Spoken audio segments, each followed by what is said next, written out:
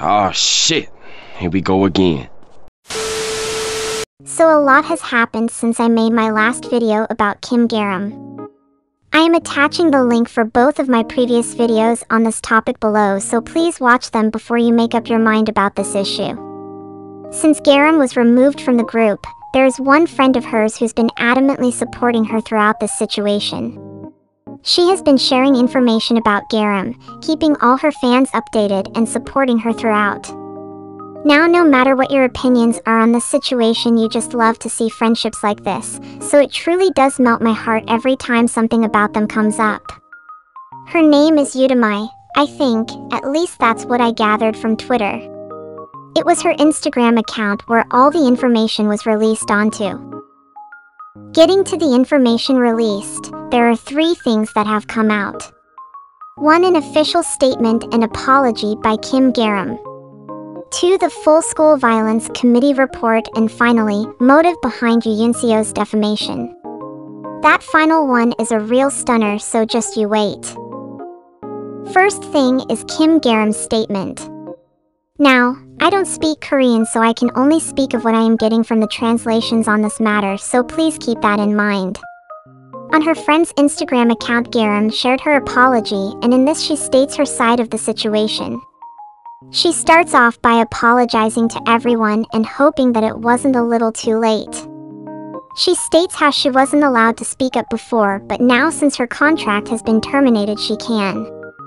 She, like the HYBE official statement stated, swears that she has never physically hurt someone, never took part in underage substance consumption of any sorts, never transferred schools, and that she never bullied anyone.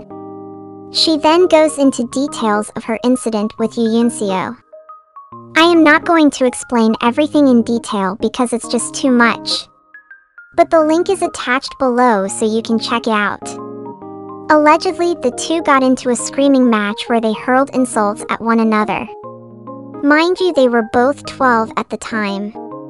This insult match came after there was a falling out in their friendship and an incident, like mentioned in HYBE's statement, where Seo took an inappropriate photo of Kim Garam's friend. In the statement, she does apologize for her behavior and also talks about how the 2 weeks post her debut was like living a dream, and that has to hurt even if you don't think she is innocent. To have an opportunity of a lifetime and then it taken away from you will definitely hurt. As mentioned before, I don't speak Korean, so I can't confirm this, but a lot of Korean netizens are saying that the apology comes off as her just trying to apologize so she can be a celebrity again. Take this with a grain of salt because netizens, especially Korean ones, are known to be biased. I wish this apology would have been the first thing that had come from her and HYBE. I think it would have made the situation for her far more tolerable and caused people to be nicer, but it didn't. Another stupid move by HYBE.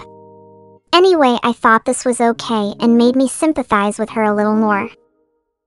The next statements released again on her friend's Instagram account was the alleged, that being the key word. Alleged school violence committee report. Again, I am not going to explain the entire thing because it's literally 10 pages, so please read it for yourself. Link is in the description box below. First thing I noticed is that shouldn't an official report have some kind of acknowledgement from anywhere, like a signature or a stamp of some official? I don't know how it works in Korea, but everywhere else that I have lived, official school documents of any sorts have some kind of official markings to them, and I don't see any here. Correct me if I am wrong. Secondly, this document can be easily doctored to fit the narrative she wants, and I feel this way particularly because the contents and summary don't match. Of all the things that are mentioned in the report, nothing, absolutely nothing justifies the grade 5 punishment she got. Which is the only thing that has been confirmed by any official source in this entire mess. Another thing, probably the most important thing from this, is just how juvenile everything sounds. Like, oh my god. Reading through this felt like watching a bad episode of my teenage life.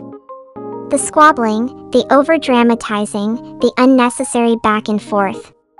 This feels like a fight between 2 teenage girls, and it is exactly that. Both of these girls are 16 to 17 at the moment.